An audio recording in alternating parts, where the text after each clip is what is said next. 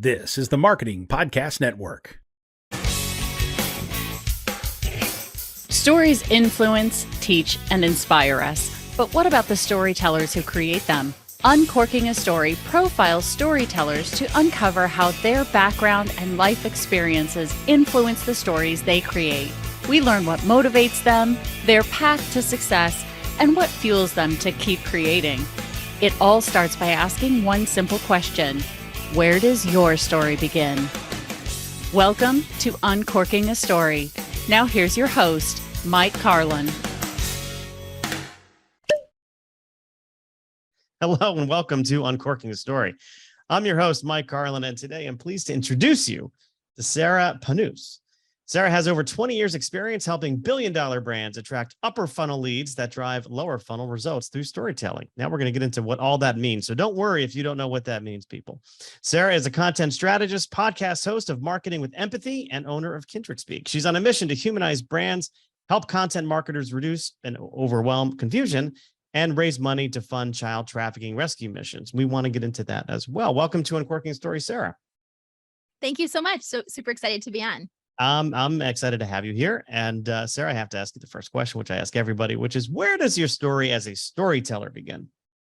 Definitely. So for me, my passion for storytelling really began. I was a small town Minnesota farm girl that had dreams of being in New York City, which I did. So I went from small Minnesota farm town to New York City fashionista and worked in the fashion industry. And in between there, I went to college, right? And what I realized was I always have had this passion for writing and storytelling and journalism and things like that. And so when I was going to college, I was like, what do I want to do? And I explored a lot of different paths. And what I realized was I didn't want to be in front of the camera. I wanted to kind of be behind the camera, helping represent different companies. And so my career started in public relations.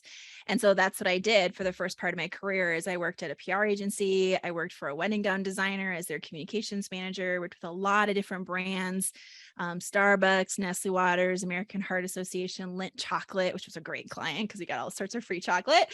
And I loved that. I loved helping tell and understand the stories of the brand, of the company, to better connect with their audiences.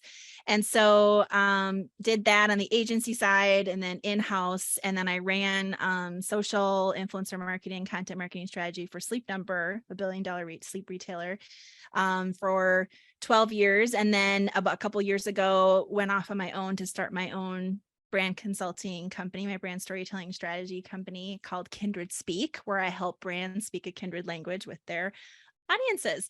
And so I've been doing that now. So basically, all in all, a little over 20 years experience doing this, always on the digital aspect, but that storytelling angle for me is so incredibly important because I've seen firsthand how valuable it is at connecting heart to heart, mind to mind, that humanizing of the brand to really help and create that connection with their audience. And I love the brand side because brands have so much influence. They have budgets, they have teams, they have resources, right? They have distribution. They're in a lot of different places. And so they're really poised and I think have a huge responsibility to do good for their customers and help them. And it's something that we as people just are craving, is that connection. And I think brands have a tremendous opportunity to do that. Yeah. So how did you know you were ready to go out on your own? After working for, other people, other organizations, how did you know it was the time to start doing this for yourself? Yeah, really good question. So I actually, at the end of 2019, so right before COVID started, I'd gotten the itch that year. And so I was about 18-ish years into my career. And I just really felt hey, I really want to help more than one brand. I really love the work I'm doing. Maybe I could go out on my own and, work with a bunch of different brands. And honestly, at the time, as I was going through it, it wasn't crystal clear. I was kind of thinking of a lot of different paths that I could take. And so what I had decided at the end of 2019 was that, okay, I'm going to do this as a side hustle and I'm going to keep my day job, do this as a side hustle. My day job was fine with me doing that. And so I had created Kindred Speak, everything, the website, everything. And I had started doing my side hustle. And then COVID hit in, fast forward, a few months, 2020. And it was such a blessing because at Sleep Number where I was working, they had to furlough 40% of their entire workforce during COVID. And I was one of the impacted parties. So anyone that wasn't driving, immediate that day of type sales, they just had to put on pause for the time being. So honestly, it was a great way. It was a great push for me, because during the 3 months that I was furloughed, I was like, well, I have this side hustle already. Let's go all in. So I went all in, so that by the end of my furlough, I didn't want to go back to full time. I was like, this is great. I want to keep doing this full time. So it actually was a blessing for me, because it pushed me and gave me the courage to do a big leap faster than I probably would have done it. To be honest, I probably would have kept doing the side hustle for a year. I'm sure I would have. But once I was in it and doing it full time, I was like, no, I can do this. And it's been so rewarding to work with different brands and do what I love to do. Yeah. So how do you find your customers? How do you find the brands that you work with? Yeah. So right now, I'm a couple years into it, so still a newer entrepreneur for sure. And so the customers and brands that I've been working with have definitely been through my network, people that I know. So I worked in-house for Sleep Number for 12 years. Like I said, then they hired me on as a consultant to keep working with them, for several years, the last couple of years. And then others just that I know within my LinkedIn network. So at this point, it's just really been word of mouth and people I know and folks that see and follow me on LinkedIn, and then they'll reach out and ask questions and we go from there. Right. So, I hear the term brand storytelling, and I know that could mean different things to different people. How do you define, storytelling, for brands? And what's an example you can give? Yeah. So it can be a broad thing. You're right. Because people can just refer to it as any type of piece of content. So when I talk about storytelling, I'm not talking about promotional ad sales, direct conversion type content. I'm talking about more upper funnel. So the things that are more editorial in nature, they're the things that will really help give you either education, inspiration, that extra connection of what is the brand about and does this relate to me, but something that is really a story that is going to help create that connection, either heart to heart or mind to mind with the consumer. So it could be in any format. Brand storytelling can come across in videos, in blog stories, in podcast interviews like this, infographics, animated explainer videos. There's a lot of different ways it can come across and unpack, but it has to have sort of an editorial overlying message and tone. And it's not like you would go to a company's website and it's all about the product and the price and the warranty and all that. That's not brand storytelling. But what would be a great example with Sleep Number that I worked on was Sleep Number is $1 billion sleep wellness company. They make Sleep Number beds and bedding products, et cetera. Hundreds and hundreds of retailers across the US. So they're very much focused on health and wellness. So from a health and wellness perspective, from research we were doing, found this gap of so many people have so many questions just about sleep. So they're not necessarily even looking for that specific bed yet, but they have a lot of questions about sleep. So how can that brand be truly the leader in sleep wellness? And so we created a free sleep wellness program called Sleep 30. Sleep30.com is the site. And it was designed to be a 30-day program. We tested out all these different sleep tips and which ones work the best to help people fall asleep better, and things that really what they did during the day and how what you do during the day can sabotage your sleep at night. So that was the whole thing. We knew the bed covered you at night, but what were your actions that you were doing during the day? So again, that doesn't have to do with the product specifically, but it has to do with the underlying values that the storytelling pillars that the company cares about, which is helping you ultimately sleep better so you feel better and can just live your life better. So that's a great example. Or stories of your customers and what they're able to do in their life as a result of using your product or service or being tied to your brand in some way. But that customer story is the hero, not the product. The product just made it possible. Right. And I imagine, with the proliferation of social media, I think brand storytelling has always been there. It's always been around. It's been a form of, quote unquote advertising forever. But with social media, it's, you can share these stories a lot easier. You can get them in front of people and you can target, the right people to get the right message at the right time.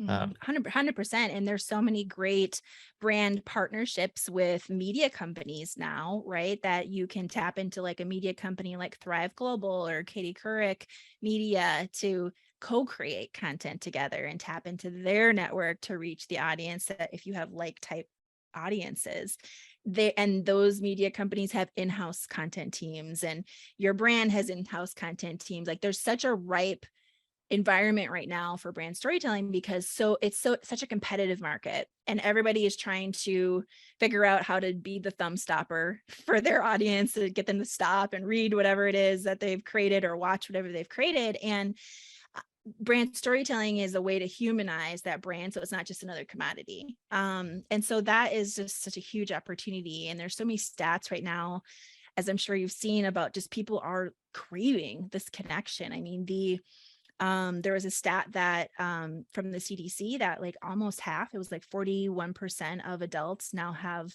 anxiety or depressive disorders, and like youth mental health is worsening. And because people can argue because of, or it goes both ways, but social media, I think, is feeding into a lot more people feeling kind of lonely and isolated, misunderstood. Like there's a lot of that like comparison thing that happens because we can see everybody's everything. So there is just, again, such an opportunity for that connection, which is really important to me. What role, if any, does market research play in your process? Just curious to know. Huge. Yeah. Absolutely huge. So when I talk about like how to kind of create like the right brand storytelling framework for a company, I have this method I've created called the FED method, FED. And market research feeds into that incredibly through like the one of those pieces. Do you want me to unpack? I can kind of unpack. Yeah, I would love to hear more. Yeah.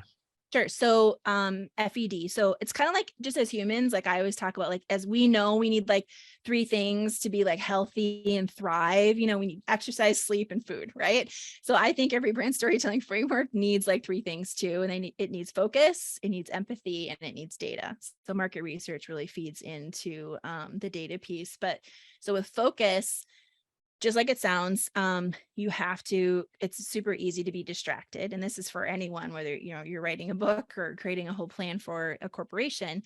But I recommend focusing on 3 brand storytelling pillars. So being really focused on what are those 3 buckets of things that you want to talk about. And then all of your stories can kind of fall underneath one of those 3. And then with empathy filters, this is a big thing, and it ties in a lot of what I talk about on my podcast, Marketing with Empathy, which is what are those things that can connect with your audience, heart to heart or mind to mind? It like brings them and sucks them in. So I've identified like 4 different types of empathy filters. Excuse me.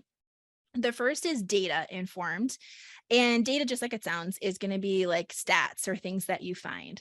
So 6% of our audience has high school age kids living at home. That's like a data informed empathy filter, like where you're like, it's data, that their parents, they have high school age kids living at home. The next one is like SEO informed. So I love SEO for insights to inform content plans, because it's just like a humongous focus group of what people are typing in and looking for online. It's completely unfiltered, right? They're not worried about what someone's going to think of them when they're typing something in. You can see it. So SEO informed is great, because you could look at that to say, okay, well, we see a large volume of people that are searching for ways to better communicate with their teenagers. Okay, well, now you're getting like some more insights that could feed into your storylines. They want help communicating with their teens. What is that? You can go deeper into like the questions and things that they're looking for. The third type is human informed. So these are like those shared feelings that we can all relate to with each other. So my favorite is like, I always pick the slowest checkout line at the grocery store. I like always do. It's inevitable. And when I bring that up, a lot of people are like, yes, me too. So that's like a shared feeling. Or waiting in the car until a great song finishes. Spotify did a great ad campaign around that, actually, of like funny situations where people really should have gotten out of their cars, but they didn't, because that great epic song was on and they just wanted to hear it till the end. Like that's a human informed empathy filter you can relate to. And then like the last one that's really powerful is nostalgia informed empathy. So nostalgia is really very powerful empathy filter. So those are like those key moments and experiences that people go through. So COVID is a great one. We're all going through this shared big experience. Or there's examples can be like people going through the same decade or having the same favorite toy growing up, watching the same cartoon, things like that. So those, so that's empathy. And then the D in my FED method is data. So that's where your market research question comes in, market insights. Data, then when you pair data with empathy, that's really the sweet spot when you put all these together. Then data can come from tons of different places, internally and externally. So I like to think of it like a puzzle. You get to kind of gather all the different pieces together. From whether it's social listening, SEO, paid insights from your media team, internal employee insights or customer loyalty programs, website analytics, third-party agency findings, things like that. Yeah. I ask about market research because that's really my day job. I don't really talk about it too much on this podcast, but I think it's relevant here. I spend day in and day out just talking to consumers. So I run focus groups and one-on-one interviews. Other sort of methods to get insights out of people. And what you say around empathy to me is so true, because I always think with my I consider myself a bit of an empath, and sort of listening to consumers tell their stories, not necessarily asking them, hey, what do you like A versus B in the situation? But what really, really interests me is hearing consumers tell stories about their lives, and then finding, some storylines within that we could use to do some kind of creation around, whether it's ideation or brainstorming or something like that. And oftentimes, clients, will hire me to, they'll say, hey, we just want to learn more about a market. And I remember one time, a big insurance company right before healthcare reform went into effect. So this is going back to like 2008, 2009. They didn't know much about the uninsured market, but they were going to have to learn quickly about the uninsured market, because now they had to sell products to people who, had previously been uninsured. So they wanted to kind of know, hey, what kind of messages should we put in front of them? And the stories I was uncovering from people who are uninsured, they're not uninsured because they want to be uninsured. They were uninsured because they could not afford to be insured. And I remember plain as day, a woman in Chicago, South Central Chicago. No, that's South Central was Los Angeles. The South side of Chicago. She told me a story. She's like, I went over to my sister's house, let myself in, and I found her dead on the couch. Oh. And I said, oh my gosh, I did not expect this to kind of be uncorked, so to speak. Mm-hmm. And I said, well, what happened? She said, well, she had breast cancer and she didn't tell anybody about it because she couldn't afford treatment and she didn't want us to worry. Oh, how sad. And I'm like, these are the messages that our clients need to hear, because it's not about, hey, what message can we use to make them choose, Aetna versus Cigna when it comes to insurance. It's, hey, let's listen to these stories about people's lives and their experiences with healthcare. And it kind of changed the whole trajectory of the project. But empathy is, I know it's like a buzzword now in marketing, but it really is one of the most powerful. If you can tap into empathy in a way that's authentic, then your brand can really stand apart from other brands. I agree. And that's why I always say it's about connecting heart to heart or mind to mind. And that empathy plus data takes the guesswork out of it. So some people are like, well, we could just tap into what we hear, like initially, what we think people are feeling. But when you really do the research and you have the data to prove it and pair that with other tone of voice type things that you're hearing from your customers, that's the sweet spot. And so that's really when your content will thrive and that it will resonate. It'll get your engagements. It'll do the job that you're looking to do in terms of connecting. And it's just more helpful, more useful, more valuable to create and spend your time doing that. So I know your organization is still pretty young, young and successful, but do you have a sense of who your dream client is? Like if there's a dream brand out there that you could work with, who would it be? Oh, wow. That's a great question. I actually have like a whole list of a bunch of them on a Post-it on my wall, like right in front of me. There's so many great brands out there. I have like my crush brands too, that I'm like, oh, I would love to work with them. So Shutterfly does an amazing job with storytelling. I would love to work with them. Starbucks does a great job and is poised to have a lot of kind of rebound opportunity to improve, because I know they've been struggling a little bit right now. And then there's like lifestyle brands like Sherwin-Williams and Beauty Counter, which is a all natural skincare line. Spotify is one of my crush brands I talk about because they just do an absolutely amazing job at data storytelling, data informed storytelling in such a relatable way. And it's music, so there's obviously that other connection you get, so they have that benefit, but they're so smart at what they do. And there's just so many different brands out there right now. But I love like the direct to consumer space, the B2C space. And from like a nonprofit perspective, one that's really near and dear to my heart that I talk with pretty regularly, not as a client, but because I'm a donor, is in the beginning you mentioned I help fund child trafficking rescue missions. So there's this great nonprofit called International Justice Mission, and they help facilitate oh my gosh, so many different things, but they fund these child trafficking rescue missions, and it rescues adults and families in addition to kids. But the fact is that there's more people trapped in slavery today than there ever has been ever in our history. It's just crazy when you think of it. And there's like so many different forms of slavery. There's like literally, like for kids, there's cyber trafficking where kids they just literally have to stand in front of a computer and do things for perverts across the world. There's a lot of different things happening. So what I do when I started my business, I was like, okay, this has always been something near and dear to my heart. I'm going to donate a portion of all of my profits to this organization, to IJM, to help fund these child trafficking rescue missions. And so last year was the first full year I was able to do that, which was really amazing. So I talk with them, but they're an amazing organization doing wonderful things. So I think the nonprofit space is really a great area as well for storytelling too. Yeah. And I mean, everyone can use it, right? I mean, to me, it's like good storytelling is how brands, I think of Dove soap as a great example. Dove soap cleans you, maybe a little bit better than Dial or whatever, name a competitor. But the storytelling they've been able to do around, girls and self-esteem, really going back 20 years, when they launched the campaign for Real Beauty, that, I mean, to me, that is one of the most powerful examples of brand storytelling there is, because they launched an ad on the Super Bowl for Dove soap featuring little girls singing the Cyndi Lauper song. That, to me, that gets attention, number one, because it's so different than everything else you're seeing on the Super Bowl. But then it's not about the soap, right? It's about the body wash, I should say. My Unilever clients will get mad at me for calling it soap because it's got a quarter moisturizing cream in it. But to me, that's a great example of brand storytelling, and combined with social responsibility.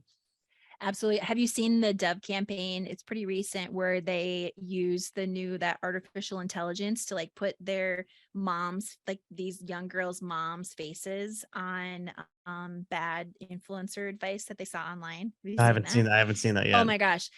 It's so brilliant. And again, like I talk about focus being one of the parts of the fed method. They are very focused on what their storytelling pillars are, and they stay true to that, right, in everything they do. But they had this, I'll find the link and I can send it to you. You can put it into the show notes because it's a great example for people to see. But Dove had this great campaign where they had these younger teenage girls or tween age girls, and it was showing the really harmful and awful and terrible advice, like beauty advice, that so-called influencers on social media are sharing and telling these people to do. And a lot of what they're sharing is supposed to be intended for like grown women, but these teenage girls are listening to this advice too. And it's just awful. And so what they did though is they brought like mom and daughter into this room just by themselves, big screen in front of them. And they thought I forget how the setup went, but they thought they were there to like watch some advice and then talk about it, I think, to give feedback to it, like market research, a lot of, like what you would do. And instead they use artificial intelligence, where this influencer came up, and it's a real video, but they had modified it so that it was the girl's mom's face. Yeah, sharing all of this terrible advice.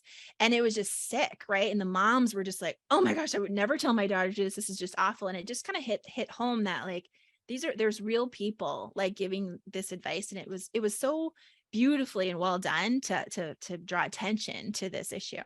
Yeah. Wow. Wow. I'll find that link. I can share it with you. Yeah. So one thing I always like to do on the show is get to know my guests a little bit more. And one way I'd like to do that is through pop culture. So I'm curious, Sarah, when you were growing up, what were some of your favorite TV shows? Okay, so I was obsessed with the Smurfs, like when I was really Oh little. my I love this. gosh, the I love Smurfs. the I have so Smurfs. many questions about the creator of the Smurfs because 99 male Smurfs Yeah, and and one one Smurfette. female Smurf, right? I mean, do we think But that, I mean, that's to me, it's a little sketchy. yeah, but Smurfette wasn't a real Smurf. She was created by Gargamel, the Gargamel. bad That's guy, and then he brought her right. to life as a way to like distract all the male Smurfs, and he was going to try to find out where their hiding place was. Oh my Um, gosh. yeah, I loved that show so much. Even more to unpack there. Like, so it's just a bunch of male Smurfs. How do they procreate? Like, unless maybe like They don't. in the Smurf world, you could, I guess, have both sets of sex organs. I don't know. Yeah, maybe like some animals, right? They can just do everything themselves. Yeah, like what, That's like so a funny. starfish or a seahorse or something, maybe? Or I can't I remember. think seahorse. I think seahorses do. I think so too. That sounds familiar. I'm not 100%, but that does sound familiar. Yeah. Yeah, I loved like the Smurfs and the Care Bears. And grew up on Sesame Street. Oh gosh, of And course. yes. And then like in my teen years was obsessed with like Saved by the Bell and New Kids on the Zach Morris. Block and all of Zach that. Zach Morris. Morris. I had such a crush on him. I tried to get my friends to be like my nickname be Zach because I thought it was cool. It didn't stick. No, you can't give yourself a nickname. It doesn't work can't. like that. I was like, It you can call doesn't. me Zach. No, it didn't work. No, no.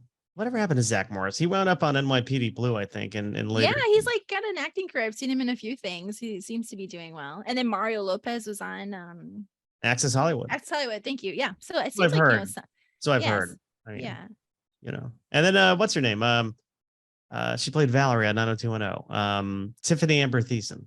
Yes. She went up on 90210 as the bad girl. Yeah, and then she like went on to have, I think, like a cooking. She has like some cookbooks and she's done a lot of cooking. Just Mhm. Kelly And then I saw her Kapowski. on some random, Kelly Kapowski, and I saw her on some random show she was hosting that was like terrible cooking videos on the internet, and then like a panel of people sitting there reacted to them. So I think they've all kind of found their little thing. But I think she's kind of gone on to do more cooking.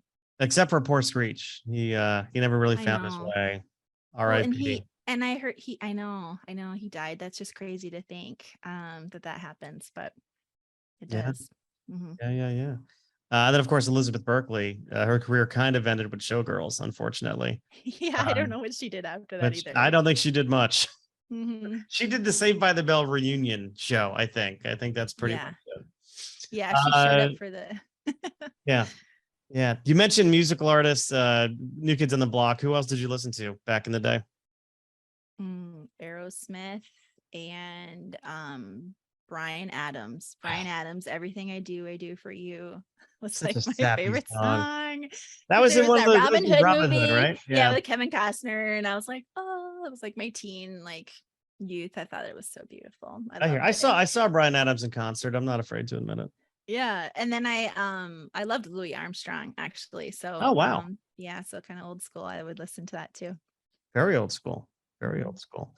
Do you feel as if you have an inner child? Totally. My inner child's always there. So I actually think this is interesting because with storytelling, I think, and as storytellers, we have to remember like that childlike wonder in us, because that's what like can fuel our stories and our passion and creativity in the world. So I think as storytellers, it's especially critical that we never lose that inner child and that childlike wonder, because otherwise we just are boring and we're just going to blend in and we're just going to be like everyone else. And so 100%, I mean, I'm a mom now, I have kids, and so I have to be like the mom and all that. But like, I have like my zany, quirky break out and dance, like just try to be like silly with my kids too. And every time they see something really weird, they're like, oh mom, that's so you. And I'm always like, thank you. Because I had a guest on my show, CJ Cassiata. He's like this author of Get Weird. And it really has flipped what the word weird means for me, because a lot of times when people say that's weird, it's meant to be like that's bad. Yeah. But weird is really a compliment, because weird is what makes you stand out. Weird is what makes you different. It's what makes people notice and want to read your content, watch your content, just be interested in you as a person. So I actually hope that my inner child never goes away. Yeah, very cool. And it sounds like you feed your inner child every now and then by doing some silly, not I don't want to say silly things. It's judgmental, but Totally. by No, doing no, silly it things. is. It's just silly. I really try to actively not worry as much about what people think. And it's hard, right? Because just as people, we don't, sometimes you're like, oh, I don't want to, it's embarrassing. But I try really hard to to work against that, because I think we just all got to be who we are, and that's okay. Are the right people who want to attract you, well, you'll find your tribe. So as a storyteller by nature, do you feel as if you have a book in you? Oh, that's so interesting. Not right now. I think that everybody has a book in them. Yes, I have no desire right now to write one. I really love helping tell the stories of other brands, and get that like scale out there to help more people faster. So that's where I'm at right now. But I think my story that I like to share definitely comes across in my podcast and Marketing with Empathy. So my solo episodes where I can kind of share more of my backstory and my experiences with my audience to help them advance in their careers. That's what I really love doing right now. Very cool. Where can people hear your podcast? Yeah, definitely. So Marketing with Empathy is really anywhere that you listen to your podcast. So Apple, Spotify, and all the other podcast players that people can listen to, it would be on any of those. And it is designed for content marketers that want to connect with their audiences through brand storytelling and are just looking for help to do it better. So it's a mix of solo shows. And then I also have brand experts from other brands that come on and share like behind the scenes of what they're working on and things that they're doing and things that have been working, just to give that inspiration and ideas and really tactical advice for people. Very cool. And speaking of advice, if you could go back in time and sorry about that, give yourself, I didn't realize my phone was hooked up to my mixer right now, but apparently it is. Let's good. turn that It was off. kind of like a dramatic lead into the question. If I could go back in time. But if you could go back in time and give your younger self some words of advice, what would you tell your younger self? Yeah. The first thing that comes to mind is he's not worth it. Really. Who's he in this situation? Yeah, he was an old boyfriend in high school who really wasn't worth even anything in hindsight. And I think the big thing is like when you're young, and this is the advice I give myself, is like small thinking is going to produce small results. Like it's a huge world. Don't limit your world by like the small environment you may feel you're in at that moment. There's a lot more out there. For me, that would have saved a ton of heartache at the time over like a boy who honestly wasn't worth it. But just understanding and knowing there's always more. And I think that's true. Like in life, it sets you up to like, things happen for reasons, but it doesn't mean it's the thing. And it's just such a huge world. Right. Yeah. And so that's what I would have told myself. I would have saved a lot of tears and a lot of time and a lot of heartache, not worrying about that boy. Yeah, that would have been my advice. No, we shouldn't even be talking about him now, to be honest. No. He definitely still isn't worth it. I'm sure. Well, I know you were mentioning earlier a special offer or opportunity for the listeners of Uncorking a Story. What more can you tell me about that? Yeah. So if this like resonates with anyone listening, I do have a freebie. It's titled 3 Ways to Improve Your Content Marketing Strategy this year. And so I go through 3 different things that I've learned over the last 20 years and unpack them in 3 short videos. So it's a freebie. I will share the link with you, Mike, and you can put it in the show notes, but you can also go to kindredspeak.com/favorites and it'll be on that page. So anyone that's interested, it's completely free, no strings attached. And then also you can just find out more about me at kindredspeak.com or really active on LinkedIn. LinkedIn, Facebook, Instagram, Twitter, any of that stuff? Yeah, LinkedIn's my main one. I have Instagram too. My handle there is I am Sarah Panus. And on LinkedIn, I'm Sarah Panus, but I haven't been active on Instagram lately. I've really been taking my own advice and focusing. And LinkedIn is, since I serve more of a corporate audience, it's been producing better results for me. So that's where I focus my energy these days. In addition to like my email newsletter, I have a weekly newsletter that goes out to people and share advice there too, in addition to my podcast.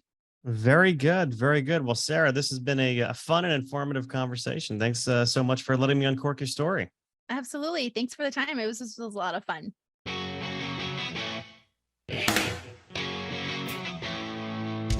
Thanks for listening to Uncorking a Story. If you'd like more information about today's guest or to find out more about Mike, go to uncorkingastory.com. If you enjoyed the show, please subscribe, rate, and review us at Apple Podcasts, Spotify, or wherever you get your podcasts. Tune in every week to hear Mike Carlin uncork a new story.